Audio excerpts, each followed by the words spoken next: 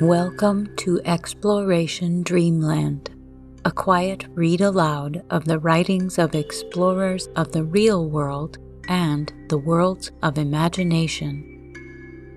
Drop anchor, relax into your comfortable bunk, and drift off to Dreamland with us as we read a lightly edited version of The Time Machine, an Invention by H.G. Wells, originally published in 1895. The book will be read in order, so if you would like to begin at the beginning, please start with Season 3, Episode 38. If you would like to stay in touch between episodes, you can follow us on Instagram, Twitter, or Facebook at Exploration Dreamland. If you have a moment to leave us a review on iTunes, it would help other listeners find us. You can also hear our episodes on YouTube. If you are listening there, please like our episodes and leave a comment for us. We'd love to hear from you. Now, take a deep breath in, and as you exhale, relax any tension in your muscles. Close your eyes, snuggle into your sleeping space, and listen to tonight's tale.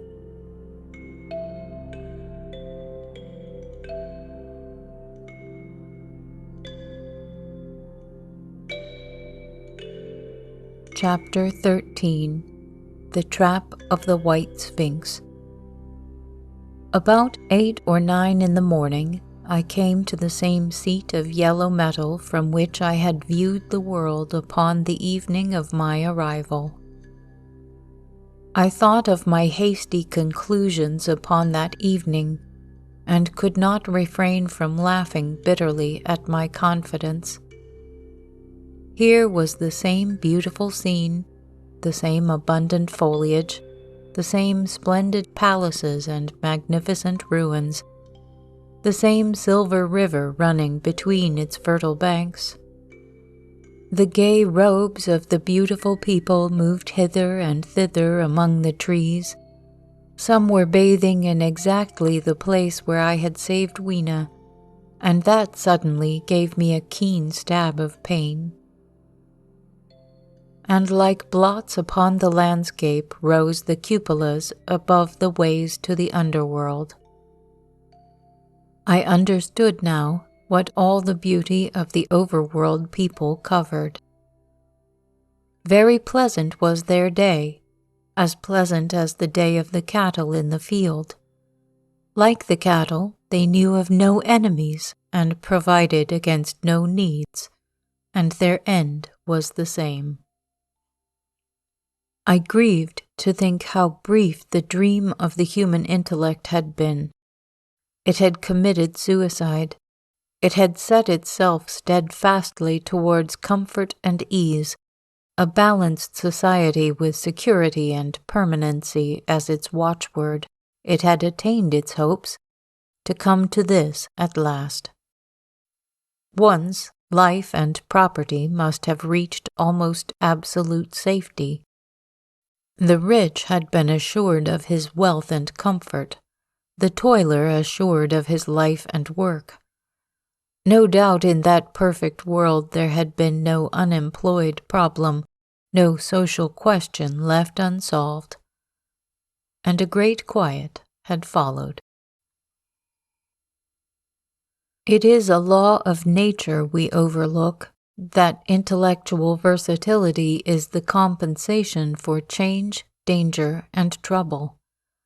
An animal perfectly in harmony with its environment is a perfect mechanism. Nature never appeals to intelligence until habit and instinct are useless.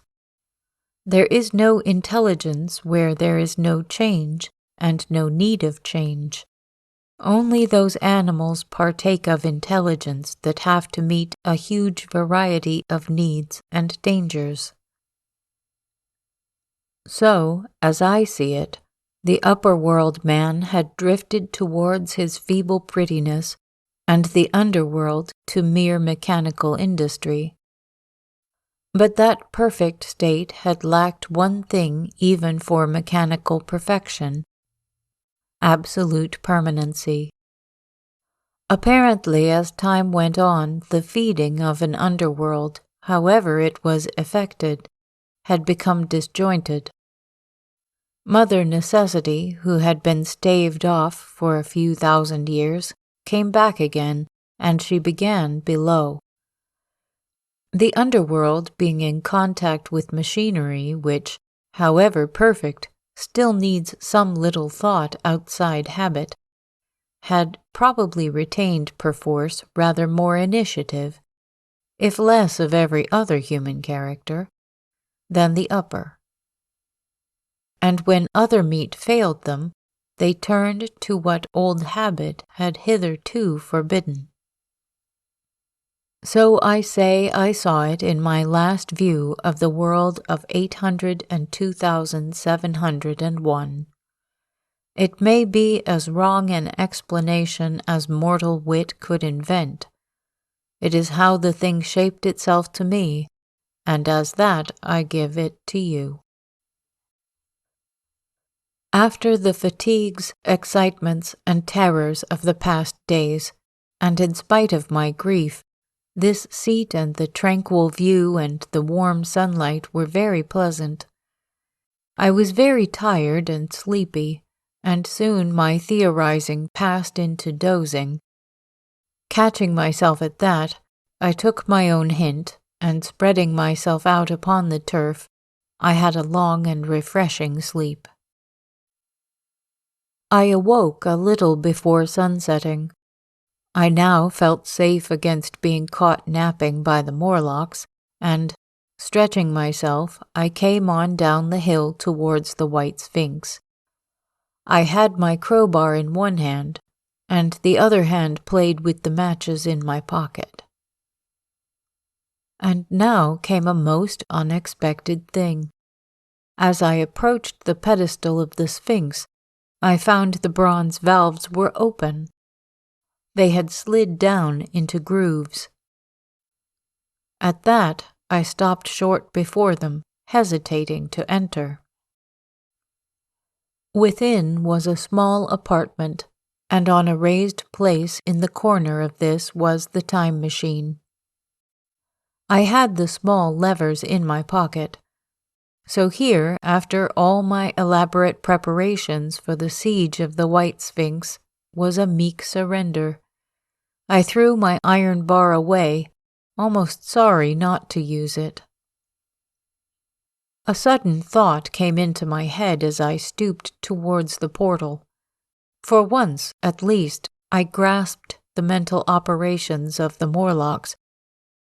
Suppressing a strong inclination to laugh, I stepped through the bronze frame and up to the time machine. I was surprised to find it had been carefully oiled and cleaned.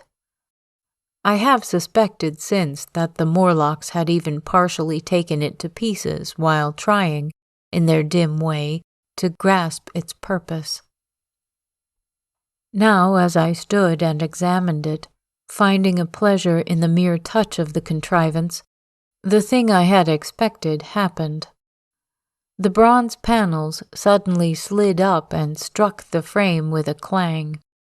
I was in the dark, trapped. So the Morlocks thought. At that I chuckled gleefully. I could already hear their murmuring laughter as they came towards me. Very calmly I tried to strike the match. I had only to fix on the levers and depart then like a ghost. But I had overlooked one little thing. The matches were of that abominable kind that light only on the box. You may imagine how all my calm vanished. The little brutes were close upon me. One touched me. I made a sweeping blow in the dark at them with the levers, and began to scramble into the saddle of the machine. Then came one hand upon me, and then another. Then I had simply to fight against their persistent fingers for my levers, and at the same time feel for the studs over which these fitted. One, indeed, they almost got away from me. As it slipped from my hand, I had to butt in the dark with my head to recover it. I could hear the Morlock's skull ring. It was a nearer thing than the fight in the forest, I think, this last scramble. But at last the lever was fixed and pulled over. The clinging hands slipped from me. The darkness presently fell from my eyes. I found myself in the same grey light and tumult I have already described.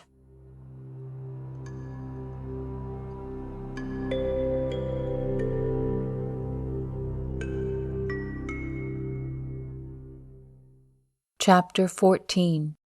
The Further Vision. I have already told you of the sickness and confusion that comes with time traveling, and this time I was not seated properly in the saddle, but sideways and in an unstable fashion. For an indefinite time I clung to the machine as it swayed and vibrated, quite unheeding how I went. And when I brought myself to look at the dials again, I was amazed to find where I had arrived. One dial records days, and another thousands of days, another millions of days, and another thousands of millions. Now, instead of reversing the levers, I had pulled them over so as to go forward with them, and when I came to look at these indicators, I found that the thousands hand was sweeping round as fast as the seconds hand of a watch into futurity. As I drove on, a peculiar change crept over the appearance of things. The palpitating grayness grew darker. Then, though I was still traveling with prodigious velocity, the blinking succession of day and night, which was usually indicative of a slower pace, returned and grew more and more marked. This puzzled me very much at first. The alternations of night and day grew slower and slower, and so did the passage of the sun across the sky, until they seemed to stretch through centuries.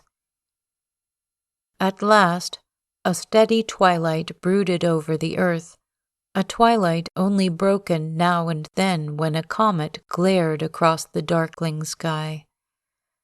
The band of light that had indicated the sun had long since disappeared, for the sun had ceased to set. It simply rose and fell in the west, and grew ever broader and more red. All trace of the moon had vanished. The circling of the stars, growing slower and slower, had given place to creeping points of light. At last, some time before I stopped, the sun, red and very large, halted motionless upon the horizon, a vast dome glowing with a dull heat, and now and then suffering a momentary extinction. At one time it had for a little while glowed more brilliantly again, but it speedily reverted to its sullen red heat. I perceived by this slowing down of its rising and setting that the work of the tidal drag was done. The earth had come to rest with one face to the sun, even as in our own time the moon faces the earth. Very cautiously, for I remembered my former headlong fall, I began to reverse my motion. Slower and slower went the circling hands until the thousands one seemed motionless, and the daily one was no longer a mere mist upon its scale. Still slower, until the dim outlines of a desolate beach grew visible. I stopped very gently and sat upon the time machine, looking round. The sky was no longer blue. Northeastward it was inky black, and out of the blackness shone brightly and steadily the pale white stars. Overhead it was a deep red and starless, and southeastward it grew brighter to a glowing scarlet where, cut by the horizon, lay the huge hull of the sun, red and motionless. The rocks about me were of a harsh reddish color, and all the trace of life that I could see at first was the intensely green vegetation that covered every projecting point on their southeastern face. It was the same rich green that one sees on forest moss or on the lichen in caves, plants which, like these, grow in a perpetual twilight. The machine was standing on a sloping beach. The sea stretched away to the southwest to rise into a sharp, bright horizon against the wan sky. There were no breakers and no waves, for not a breath of wind was stirring. Only a slight, oily swell rose and fell like a gentle breathing, and showed that the eternal sea was still moving and living. And along the margin where the water sometimes broke was a thick incrustation of salt, pink under the lurid sky. There was a sense of oppression in my head, and I noticed that I was breathing very fast. The sensation reminded me of my only experience of mountaineering, and from that I judged the air to be more rarefied than it is now. Far away up the desolate slope, I heard a harsh scream, and saw a thing like a huge white butterfly go slanting and fluttering up into the sky, and, circling, disappear over some low hillocks beyond. The sound of its voice was so dismal that I shivered and seated myself more firmly upon the machine. Looking round me again, I saw that, quite near, what I had taken to be a reddish mass of rock was moving slowly towards me. Then I saw the thing was really a monstrous crab-like creature. Can you imagine a crab as large as yonder table, with its many legs moving slowly and uncertainly, its big claws swaying, its long antennae, like carters' whips, waving and feeling, and its stalked eyes gleaming at you on either side of its metallic front? Its back was corrugated and ornamented with ungainly bosses, and a greenish incrustation blotched it here and there. I could see the many palps of its complicated mouth flickering and feeling as it moved. As I stared at this sinister apparition crawling towards me, I felt a tickling on my cheek as though a fly had lighted there. I tried to brush it away with my hand, but in a moment it returned, and almost immediately came another by my ear. I struck at this, and caught something thread-like. It was drawn swiftly out of my hand. With a frightful qualm, I turned, and I saw that I had grasped the antenna of another monster crab that stood just behind me.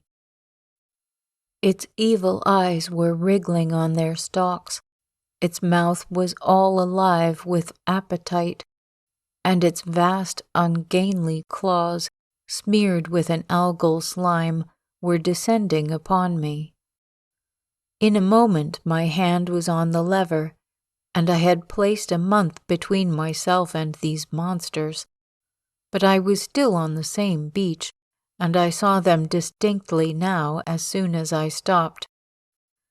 Dozens of them seemed to be crawling here and there in the somber light among the foliated sheets of intense green.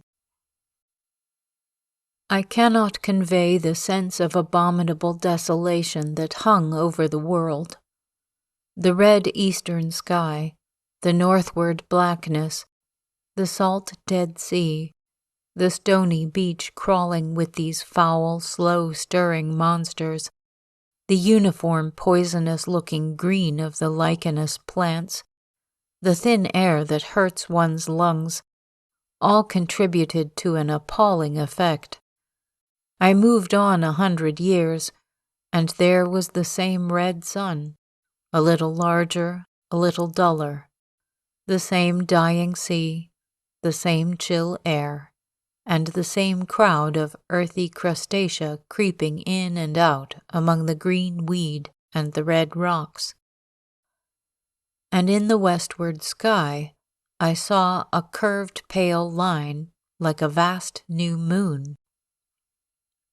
So I traveled, stopping ever and again, in great strides of 1,000 years or more, drawn on by the mystery of the earth's fate, watching with a strange fascination the sun grow larger and duller in the westward sky, and the life of the old earth ebb away.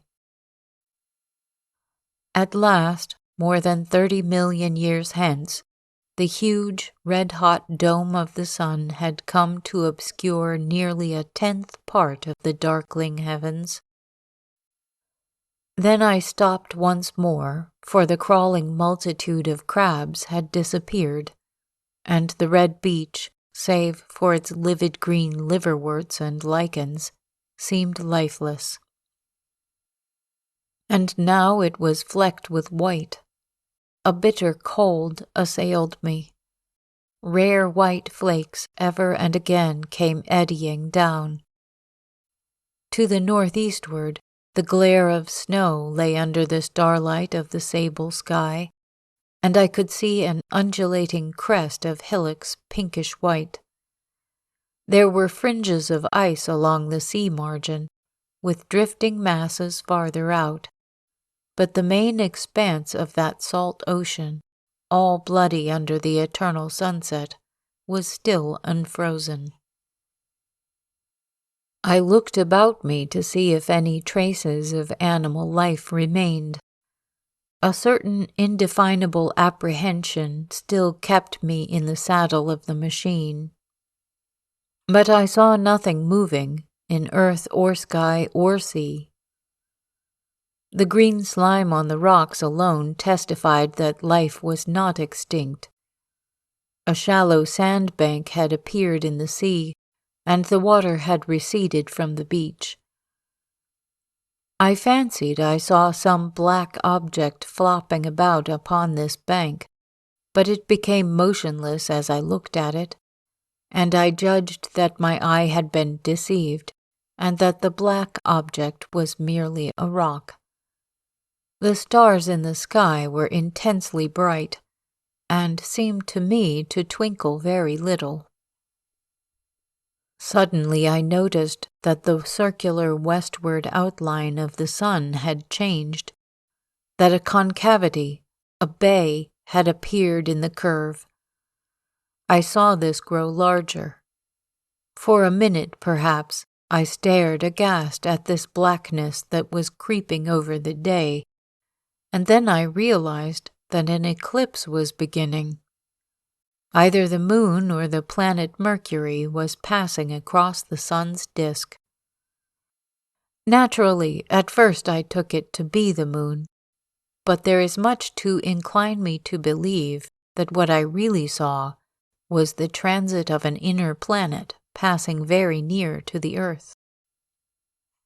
The darkness grew apace. A cold wind began to blow in freshening gusts from the east, and the showering white flakes in the air increased in number. From beyond the edge of the sea came a ripple and whisper. Beyond these lifeless sounds the world was silent. It would be hard to convey the stillness of it.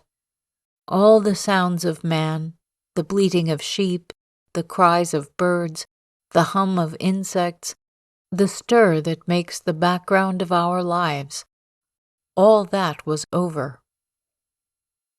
As the darkness thickened, the eddying flakes grew more abundant, dancing before my eyes, and the cold of the air more intense.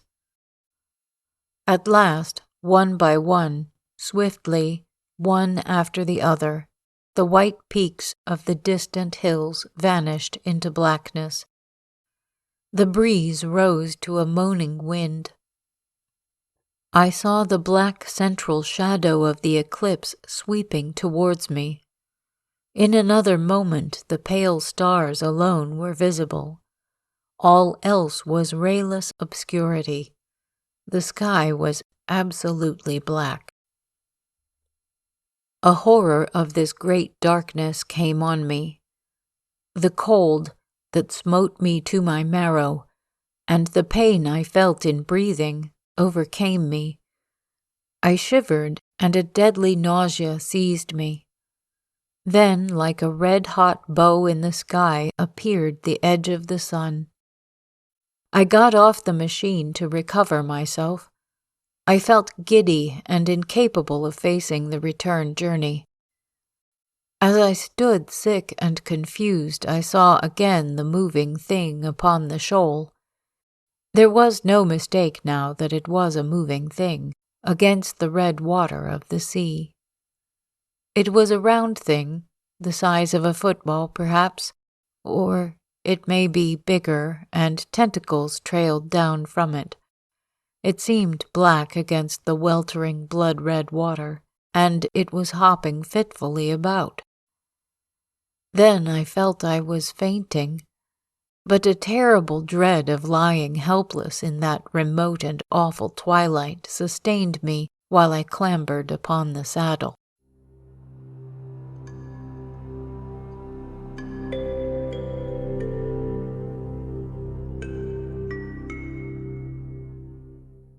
Chapter 15. The Time Traveler's Return. So I came back. For a long time I must have been insensible upon the machine. The blinking succession of the days and nights was resumed. The sun got golden again, the sky blue. I breathed with greater freedom. The fluctuating contours of the land ebbed and flowed. The hands spun backward upon the dials. At last I saw again the dim shadows of houses, the evidences of decadent humanity. These, too, changed and passed, and others came. Presently, when the million dial was at 0, I slackened speed. I began to recognize our own pretty and familiar architecture. The thousands hand ran back to the starting point. The night and day flapped slower and slower. Then the old walls of the laboratory came round me. Very gently now I slowed the mechanism down. I saw one thing that seemed odd to me. I think I have told you that when I set out, before my velocity became very high, Mrs. Watchett had walked across the room, traveling, as it seemed to me, like a rocket. As I returned, I passed again across that minute when she traversed the laboratory, but now her every motion appeared to be the exact inversion of her previous ones. The door at the lower end opened, and she glided quietly up the laboratory, back foremost, and disappeared behind the door by which she had previously entered. Just before that, I seemed to see Hillier for a moment, but he passed like a flash. Then I stopped the machine and saw about me again the old familiar laboratory, my tools, my appliances, just as I had left them. I got off the thing very shakily and sat down upon my bench. For several minutes I trembled violently. Then I became calmer. Around me was my old workshop again, exactly as it had been. I might have slept there and the whole thing have been a dream. And yet, not exactly. The thing had started from the southeast corner of the laboratory. It had come to rest again in the northwest, against the wall where you saw it. That gives you the exact distance from my little lawn to the pedestal of the White Sphinx, into which the Morlocks had carried my machine. For a time, my brain went stagnant. Presently, I got up and came through the passage here, limping, because my heel was still painful, and feeling sorely begrimed. I saw the Pall Mall Gazette on the table by the door. I found the date was indeed today, and looking at the timepiece, saw the hour was almost 8 o'clock. I heard your voices and the clatter of plates. I hesitated. I felt so sick and weak. Then I sniffed good wholesome meat and opened the door on you. You know the rest. I washed and dined, and now I am telling you the story.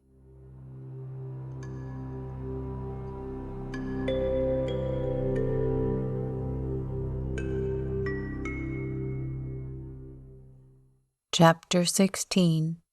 After the Story. I know, he said after a pause, that all this will be absolutely incredible to you, but to me the one incredible thing is that I am here tonight in this old familiar room, looking into your friendly faces and telling you these strange adventures. He looked at the medical man. No, I cannot expect you to believe it. Take it as a lie, or a prophecy. Say I dreamed it in the workshop. Consider I have been speculating upon the destinies of our race until I have hatched this fiction. Treat my assertion of its truth as a mere stroke of art to enhance its interest. And taking it as a story, what do you think of it? He took up his pipe and began, in his old accustomed manner, to tap with it nervously upon the bars of the grate. There was a momentary stillness, then chairs began to creak and shoes to scrape upon the carpet. I took my eyes off the time traveler's face and looked round at his audience.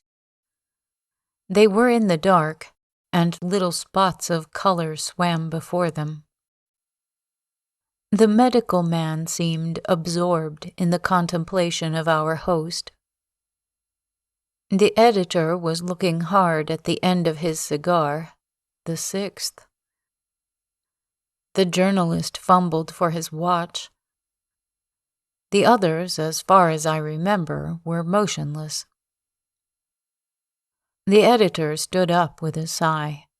What a pity it is you're not a writer of stories, he said, putting his hand on the time traveler's shoulder. You don't believe it? Well, I thought not. The time traveler turned to us. Where are the matches? He said. He lit one and spoke over his pipe, puffing. To tell you the truth, I hardly believe it myself, and yet... His eye fell with a mute inquiry upon the withered white flowers upon the little table. Then he turned over the hand holding his pipe, and I saw he was looking at some half-healed scars on his knuckles. The medical man rose, came to the lamp, and examined the flowers. The psychologist leant forward to see, holding out his hand for a specimen. I'm hanged if it isn't 1:45, said the journalist. How shall we get home? Plenty of cabs at the station, said the psychologist. It's a curious thing, said the medical man, but I certainly don't know the natural order of these flowers. May I have them? The time traveler hesitated. Then, suddenly, certainly not. "Where did you really get them?" said the medical man. The time traveler put his hand to his head. He spoke like one who was trying to keep hold of an idea that eluded him. "They were put into my pocket by Weena when I traveled into time." He stared round the room. "I'm damned if it isn't all going. This room and you and the atmosphere of every day is too much for my memory. Did I ever make a time machine, or is it all only a dream? They say life is a dream, a precious poor dream at times, but I can't stand another that won't fit. It's madness. And where did the dream come from? I must look at that machine, if there is one." He caught up the lamp swiftly and carried it, flaring red, through the door into the corridor. We followed him. There in the flickering light of the lamp was the machine sure enough. Squat, ugly, and askew, a thing of brass, ebony, ivory, and translucent glimmering quartz. Solid to the touch, for I put out my hand and felt the rail of it, and with brown spots and smears upon the ivory, and bits of grass and moss upon the lower parts, and one rail bent awry. The time traveler put the lamp down on the bench and ran his hand along the damaged rail. "It's all right now," he said. "The story I told you was true. I'm sorry to have brought you out here in the cold." He took up the lamp and, in an absolute silence, we returned to the smoking room. He came into the hall with us and helped the editor on with his coat. The medical man looked into his face and, with a certain hesitation, told him he was suffering from overwork, at which he laughed hugely. I remember him standing in the open doorway, bawling good night. I shared a cab with the editor. He thought the tale a gaudy lie. For my own part, I was unable to come to a conclusion. The story was so fantastic and incredible, the telling so credible and sober. I lay awake most of the night thinking about it. I determined to go next day and see the time traveler again. I was told he was in the laboratory, and being on easy terms in the house, I went up to him. The laboratory, however, was empty. I stared for a minute at the time machine and put out my hand and touched the lever. At that, the squat, substantial-looking mass swayed like a bough shaken by the wind. Its instability startled me extremely, and I had a queer reminiscence of the childish days when I used to be forbidden to meddle. I came back through the corridor. The time traveler met me in the smoking room. He was coming from the house. He had a small camera under one arm and a knapsack under the other. He laughed when he saw me and gave me an elbow to shake. "I'm frightfully busy," said he, "with that thing in there." "But is it not some hoax?" I said. "Do you really travel through time?"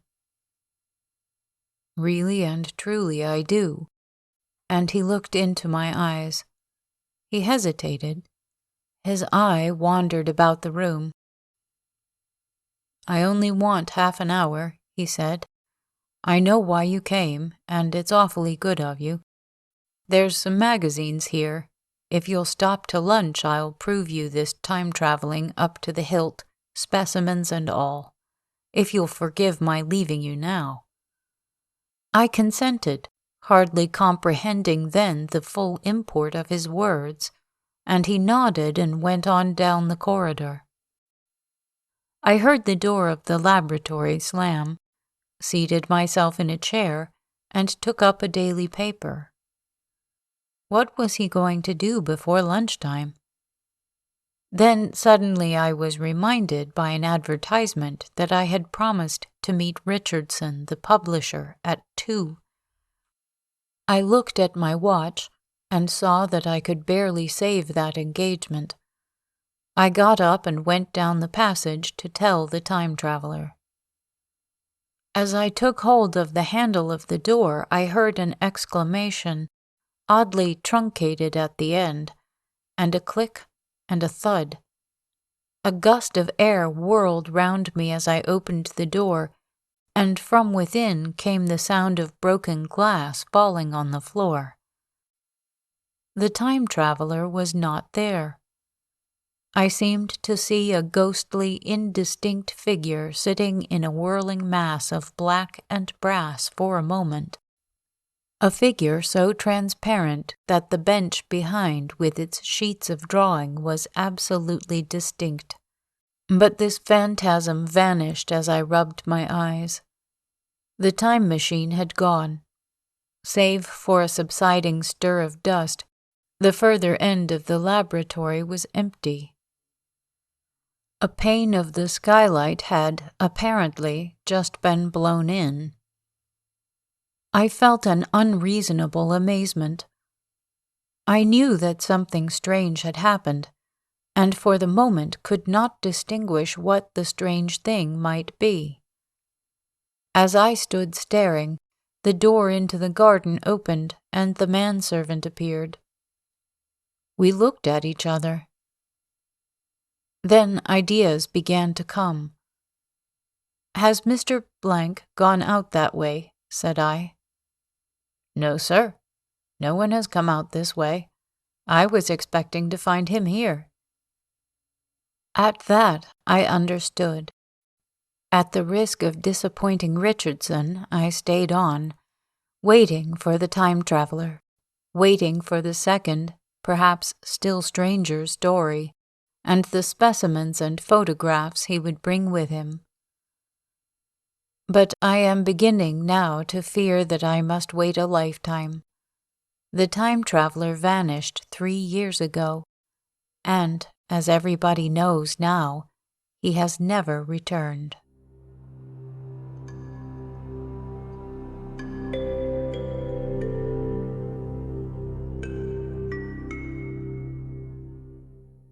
Epilogue. One cannot choose but wonder, will he ever return?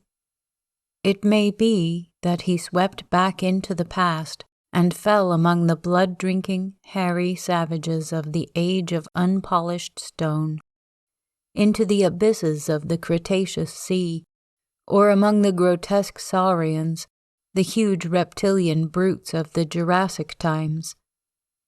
He may even now, if I may use the phrase, be wandering on some plesiosaurus-haunted oolitic coral reef, or beside the lonely saline seas of the Triassic age.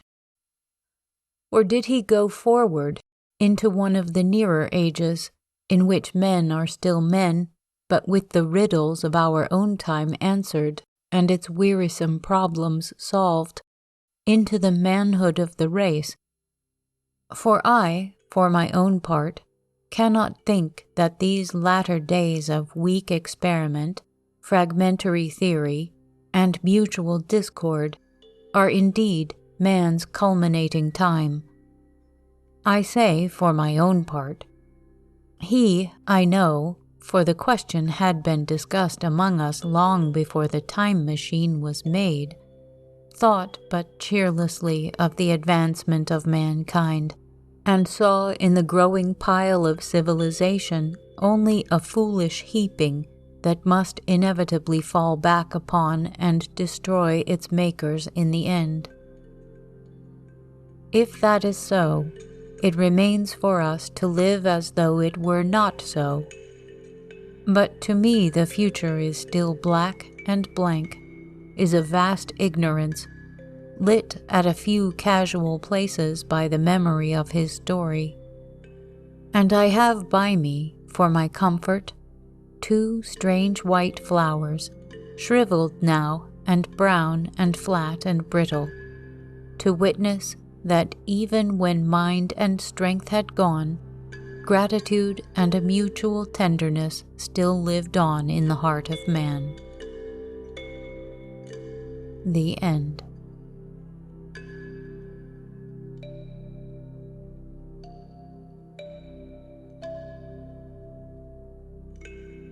Thank you for joining us for The Time Machine, an Invention by H.G. Wells. After a short break, we will resume with our next book, Cave Regions of the Ozarks and Black Hills by Luella Agnes Owen.